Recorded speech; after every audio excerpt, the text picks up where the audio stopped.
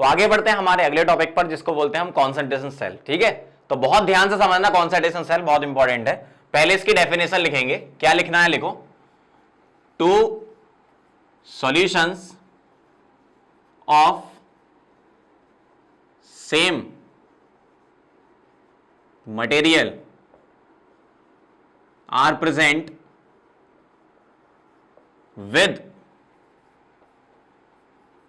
Different concentration और pressure. या तो कॉन्सेंट्रेशन डिफरेंट रहती है या प्रेशर डिफरेंट रहता है। जैसे अगर हम मेटल की इलेक्ट्रोड्स के बारे में बात करेंगे तो उसमें कॉन्सेंट्रेशन डिफरेंट रहती है, और अगर गैसियस इलेक्ट्रोड जैसे SHE या फिर क्लोरीन वाले की बात करेंगे तो उसमें प्रेशर डिफरेंट रहता है। ठीक है, बहुत ईजी है, बहुत ध्यान से देखते जाना है ना।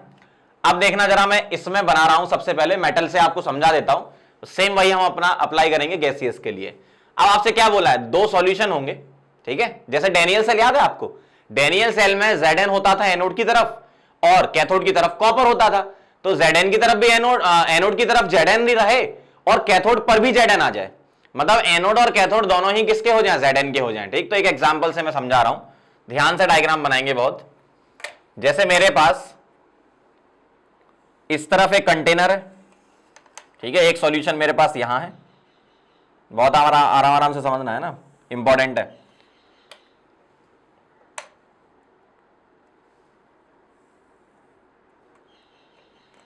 एक इधर है मेरे पास, ठीक है, और एक सॉल्यूशन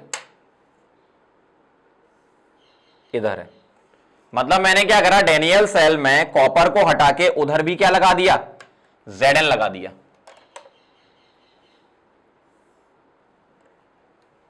तो मेरे पास इस तरफ क्या है, Zn, और इस तरफ भी क्या है, Zn।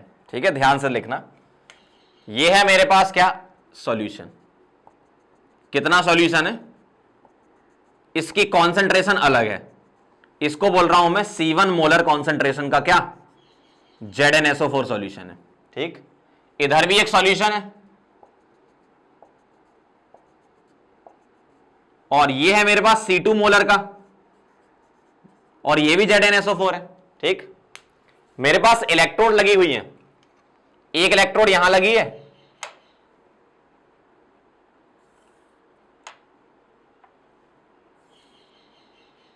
ठीक, एक इलेक्ट्रोड ये हो गई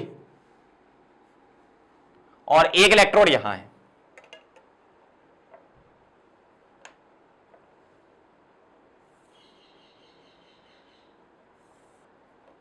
तो मेरे पास क्या है, इलेक्ट्रोड है, ये किसकी इलेक्ट्रोड है, Zn की, और ये भी Zn की। तो मटेरियल सेम हो गए, डेफिनेशन से चलो ना, सेम मटेरियल हो गए और डिफरेंट कॉन्सेंट्रेशन हो गई। और इसमें मैं लगा देता हूं सॉल्ट ब्रिज। ठीक है, यहां पे मैं लगा रहा हूं सॉल्ट ब्रिज।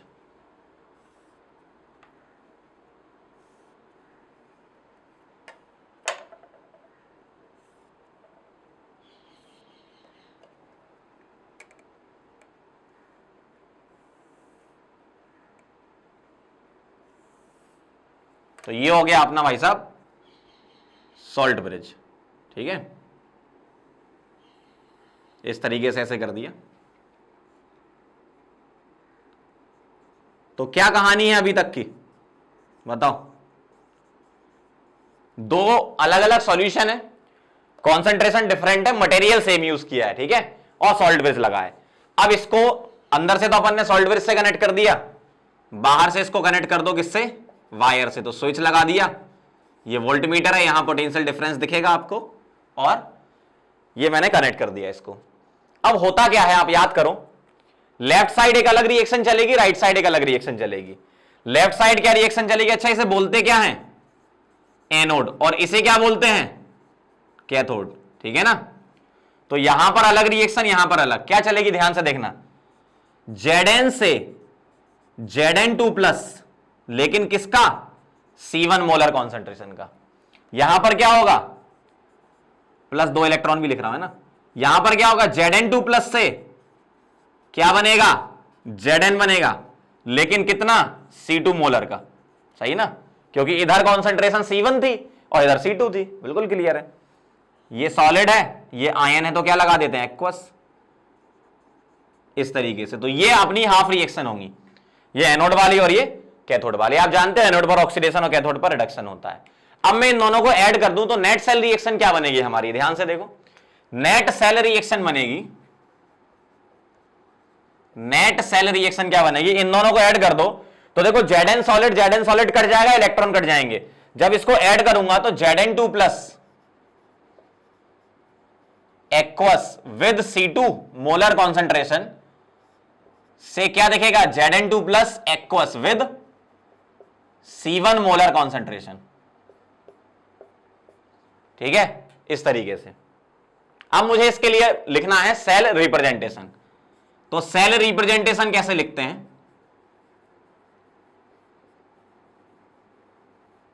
अगर मैं सेल रिप्रेजेंट करूं तो कैसे करूंगा, याद करो कैसे करते थे अपन इलेक्ट्रोकेमिकल सेल को, गैल्वेनिक सेल को। दो डंडे मतलब salt bridge, left side anode और राइट साइड कैथोड। तो एनोड पर क्या हो रहा है, Zn से बन रहा है Zn2 प्लस, और कैथोड पर क्या हो रहा है, Zn2 प्लस से बन रहा है क्या, Zn। सही ना, क्लियर, बिल्कुल समझ में आ रहा है। ये है अपना क्या, C1 मोलर का, और ये क्या है, C2 मोलर का। तो ये हो गया इसका सेल रिप्रेजेंटेशन। अब हम बात करेंगे सेल पोटेंशियल की। सेल पोटेंशियल डिफरेंस या ईएमएफ ऑफ द सेल। अब एक बात बताओ, हमें याद है इक्विलिब्रियम में ई सेल 0 होता है, यहां पर ई नॉट सेल 0 होता है। क्या 0 होता है यहां पर, ध्यान से लिखना, ई नॉट सेल 0 होता है। क्यों 0 होता है, नॉट का मतलब तो स्टैंडर्ड वाली बात हो गई। स्टैंडर्ड पे कॉन्सेंट्रेशन तो 1 मोलर हुआ करती थी। अगर मैं दोनों की कॉन्सेंट्रेशन ही बराबर कर दूं तो ये सेल वर्क थोड़ी करेगी, ये तो एक ही सेल है, आप मतलब एक ही टाइप का मटेरियल हो गया ना। और क्या करा आपने, C1 C2 बराबर कर दिए, तो इलेक्ट्रॉन क्यों फ्लो करेंगे, इलेक्ट्रॉन तो तभी फ्लो करेंगे जब कॉन्सेंट्रेशन का डिफरेंस होगा। तो नॉट में तो दोनों 1 मोलर हो जाते हैं, और अगर ये दोनों 1 मोलर हो गए तो सेल वर्क नहीं करेगी। ठीक है, तो ई नॉट सेल क्या होता है, इसमें 0 होता है। अब ई सेल, नस्ट इक्वेशन लगा रहा हूं, E cell is equal to E not cell, ठीक है, माइनस 0.06 बाय एन। एन कितना है इसका, 2 है ना। कैसे पता चला, 0 से +2 ऑक्सीडेशन, 2 इलेक्ट्रॉन इन्वॉल्व हो रहे हैं, और रिडक्शन में भी 2 इलेक्ट्रॉन इन्वॉल्व हो रहे हैं, तो कोई भी एक हाफ देख लो आप। लॉग के अंदर क्या लिखूंगा, लॉग के अंदर लिखूंगा क्यू। क्यू क्या होता है, यहां से लिखेंगे कैसे, concentration of Zn2 plus upon concentration of Zn2 plus, तो C1 बाय C2। तो लॉग बेस 10 है, ये C1 बाय C2 ऐसा। ठीक, अब ई सेल मैं क्या कर रहा हूं, यहां पे देखो, इस माइनस को प्लस बना रहा हूं, तो C2 ऊपर C1 नीचे ले आऊं, और ये काट रहा हूं तो 0.03 आ जाएगा ये, तो प्लस में 0.03 log base 10 C2 divided by क्या बन गया, C1 ऐसा। तो for concentration cell E cell आपका क्या हो गया ये। अब एक बात बताओ मुझे, अगर सेल स्पॉन्टेनियसली वर्क करे तो कंडीशन फॉर स्पॉन्टेनिटी क्या होगी, ध्यान से देखेंगे। Condition for spontaneity, cell work करे तो उसकी कंडीशन क्या है, ई सेल का पॉजिटिव होना जरूरी है। क्यों जरूरी है, क्योंकि हम ये जानते हैं कि delta G is equal to minus NF E cell, है ना। और फॉर स्पॉन्टेनिटी डेल्टा जी क्या होना चाहिए, लेस देन 0, तो ई सेल क्या होना चाहिए, ग्रेटर देन 0। और ई सेल ग्रेटर देन 0 कौन बनाएगा, लॉग के अंदर न्यूमरेटर बड़ा और डिनोमिनेटर छोटा। मतलब सेल तभी वर्क करेगी जब C2 ग्रेटर देन क्या होगा, C1। मतलब आपको इधर ज्यादा कॉन्सेंट्रेशन रखनी है, इधर कम रखनी है, तभी सेल वर्क करेगी। इधर ज्यादा इधर कम हो गई तो सेल वर्क नहीं करेगी। ठीक है, तो ये कंडीशन फॉर स्पॉन्टेनिटी भी आप ध्यान रखेंगे। तो ये था पूरा का पूरा हमारा कॉन्सेंट्रेशन सेल के बारे में, इसको नोट करो। फिर मैं एक गैसियस इलेक्ट्रोड लेके भी आपको समझा देता हूं, SHE लेके, कि उसमें किस तरीके से वेरी करेगा। कॉन्सेंट्रेशन से तो आप समझ गए, ऐसा मैं प्रेशर को भी चेंज करके दिखा देता हूं कि किस तरीके से हम लिखेंगे। ठीक है, नोट कर लो इसे।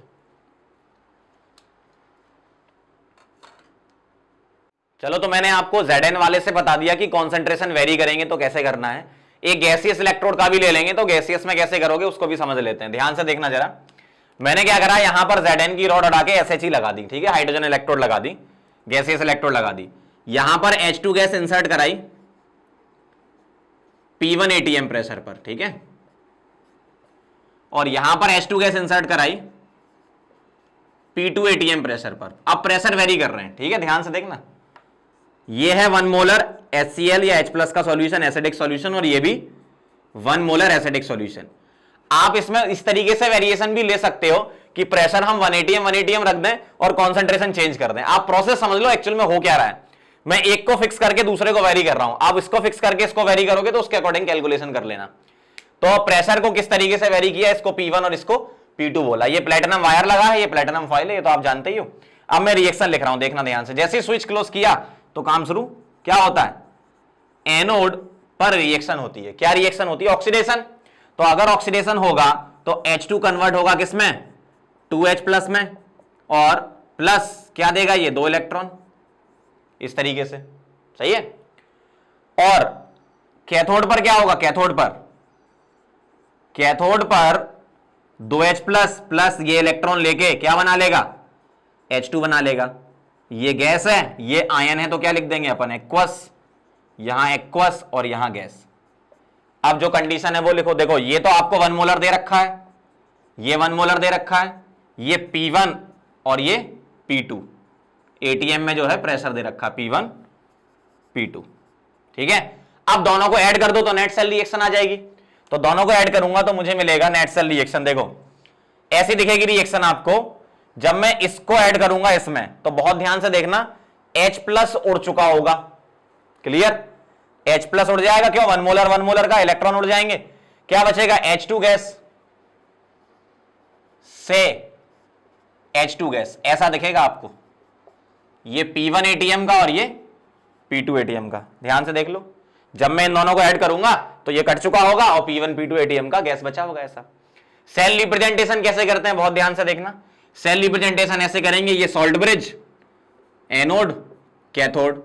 एनोड पर क्या होता है, ऑक्सीडेशन, ऐसे लिखते हैं हम, SHE को PT, H2 से H plus, salt bridge, H plus से H2 और PT, ऐसा लिखेंगे। ये गैस, ये एक्वस, ये एक्वस और ये गैस, ठीक। अब यहां पर जो कंडीशन है वो लिख लो, P1 ATM, P2 ATM, 1 molar. अब जरा ध्यान दो, कभी कभी सेल रिप्रेजेंटेशन ऐसे ना लिख के वो लोग ऐसे भी लिख देते हैं, PT, H2, HCl, H2, PT, ये P1 एटीएम, ये P2 गैस, ऐसा भी लिख देते। क्यों, ये जो H प्लस है ये तो सेम कॉन्सेंट्रेशन का है ना, तो इसको 2 बार ना लिख के 1 बार ऐसे लिख दो तो भी काम हो जाता है। इसका मतलब यही है, ठीक है। तो कभी कंफ्यूज ना हो कि इस तरीके से दिया जाए तो बोलो सर ये तो आपने बताया नहीं था, मतलब ये और ये सेम ही है ना। तो ऐसे लिखो या ऐसे लिखो, बात बराबर है। ऐसे कब कर सकते हो, जब कॉन्सेंट्रेशन आपकी सेम है। अगर कॉन्सेंट्रेशन डिफरेंट थी तब नहीं कर सकते ये, है ना, क्योंकि फिर कॉन्सेंट्रेशन दिखानी पड़ती ना अलग अलग। ये हो गया भाई साहब सेल रिप्रेजेंटेशन। अब चलेंगे सेल पोटेंशियल डिफरेंस पर या ईएमएफ ऑफ द सेल पर।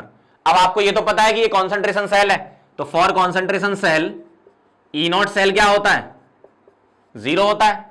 तो फिर से वही कहानी स्टार्ट कर रहा हूं मैं, E cell Nernst equation, E cell is equal to E not cell minus 0.06/2। क्यों, नंबर ऑफ इलेक्ट्रॉन इन्वॉल्व कितने हैं, 2, ठीक है। लॉग के अंदर क्यू कैसे लिखते हैं, RHS अपॉन LHS, तो P2I बाई P1, P2/P1 ऐसे लिखेंगे। अब इस माइनस को प्लस बना लेते हैं, कैसे, E cell is equal to 0.03 log के अंदर बेस 10 में, इसको पलट दूं मैं, P1/P2 लिख दूं, तभी तो ये माइनस प्लस बनेगा। अब जरा ध्यान दो कंडीशन फॉर स्पॉन्टेनिटी पे। कंडीशन फॉर स्पॉन्टेनिटी, क्या कंडीशन होगी स्पॉन्टेनिटी की, ध्यान से देखना। Delta G is equal to क्या होता है, माइनस NF ई सेल, यही होता है। अब ध्यान से देखो, फॉर स्पॉन्टेनिटी डेल्टा जी क्या होना चाहिए, लेस देन 0, तो ई सेल क्या होना चाहिए, ग्रेटर देन 0। और ई सेल को ग्रेटर देन 0 कौन बनाएगा, लॉग के अंदर न्यूमरेटर बड़ा और डिनोमिनेटर क्या होना चाहिए, छोटा। तो ये डायरेक्ट कंडीशन भी आपसे पूछ सकते हैं क्वेश्चंस में, ठीक है, ध्यान से लिखना इसको। तो सेल कब वर्क करेगी, सेल तब वर्क करेगी जब यहां ज्यादा प्रेशर और यहां कम रखोगे। अगर उल्टा कर दोगे तो सेल वर्क नहीं करेगी, ठीक है।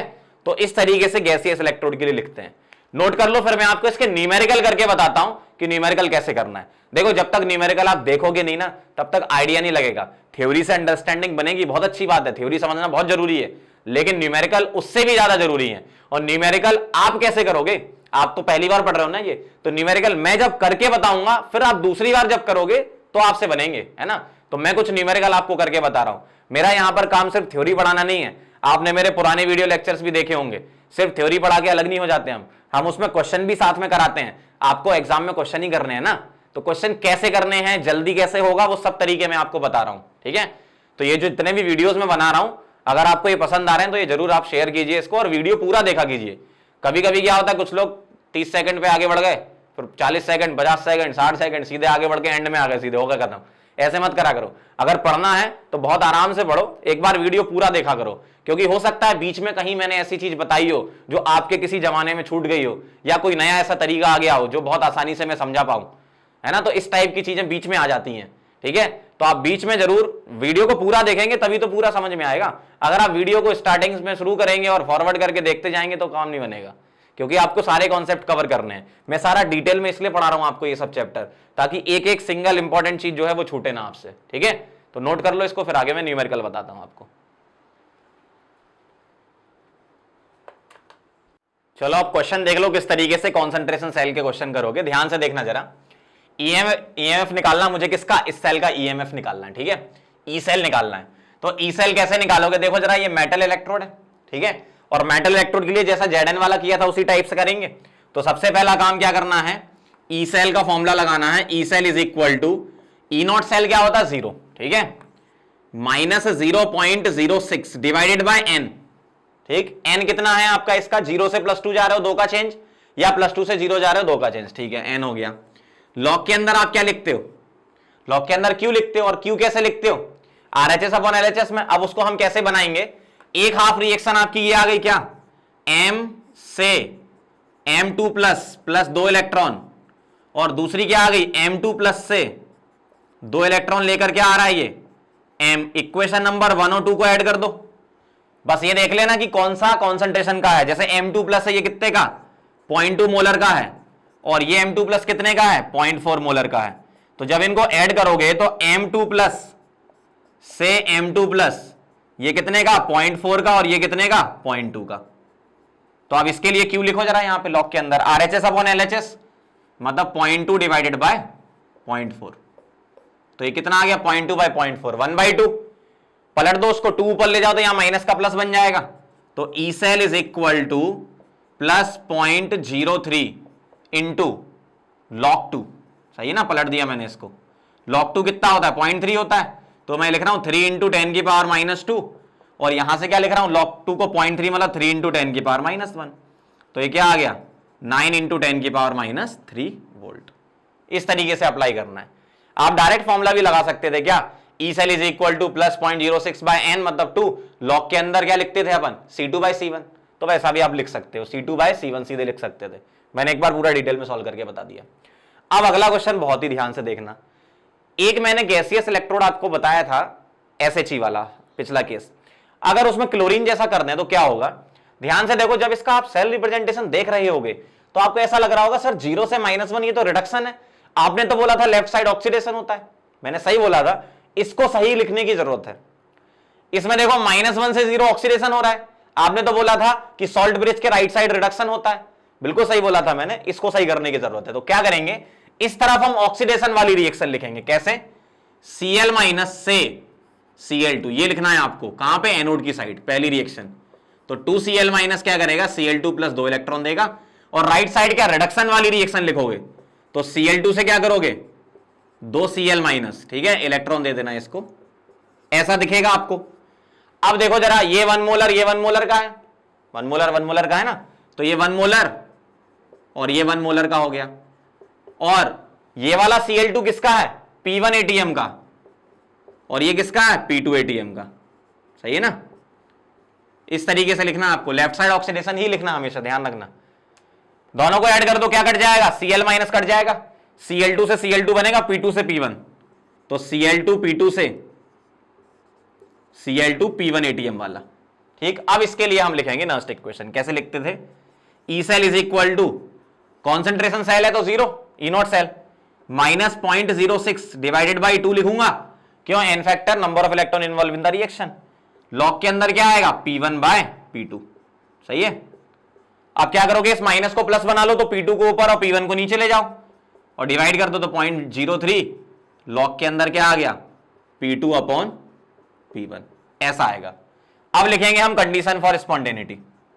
ये तो मैंने ई सेल निकाल दिया इस क्वेश्चन का आंसर, लेकिन अगर आपको कंडीशन फॉर स्पॉन्टेनिटी लिखना हो तो इधर लिख रहा हूं, condition for spontaneity, cell spontaneous work करे उसके लिए जरूरी क्या होता है, डेल्टा जी का नेगेटिव होना, और डेल्टा जी नेगेटिव होने का मतलब क्या है, ई सेल का पॉजिटिव होना, माइनस NF ई सेल होता है ना, और ई सेल पॉजिटिव कौन बनाएगा, लॉग के अंदर न्यूमरेटर बड़ा होना चाहिए और डिनोमिनेटर छोटा, 1 से ज्यादा लॉग के बाहर प्लस निकल के आता है, ये आएगा। अब जरा ध्यान दो पीछे जाके, SHE वाला जब हमने किया था तो वहां P1 ग्रेटर देन P2 आया था, यहां P2 ग्रेटर देन P1। इनको आपको याद नहीं करना, रटना नहीं है, समझने की जरूरत है कि किस तरीके से हम रिएक्शन को लिख रहे हैं। अगर आप ये रिएक्शन लिखना सीख गए ना तो बहुत आसानी से इलेक्ट्रोकेमिस्ट्री का क्वेश्चन आपसे एग्जाम में बन जाएगा। ठीक है, नोट कर लो इसको, फिर आगे बढ़ते हैं। चलो मैं आपको एक क्वेश्चन ऐसा बता रहा हूं कि जिसमें हमारे पास गैसियस इलेक्ट्रोड हुआ करते थे, प्रेशर चेंज करते थे, लेकिन उनमें भी अगर कॉन्सेंट्रेशन चेंज कर दें, प्रेशर मैंने क्या करा, प्रेशर मैं इसका 1 atm ले रहा हूं। ठीक है, अभी तक हमने क्या किया है, प्रेशर को चेंज करते थे, कॉन्सेंट्रेशन फिक्स रखते थे, लेकिन अगर ऐसा भी पूछ सकते हैं कि प्रेशर सेम कर दिए और कॉन्सेंट्रेशन चेंज कर दी तो कैसे करोगे, ध्यान से देखना।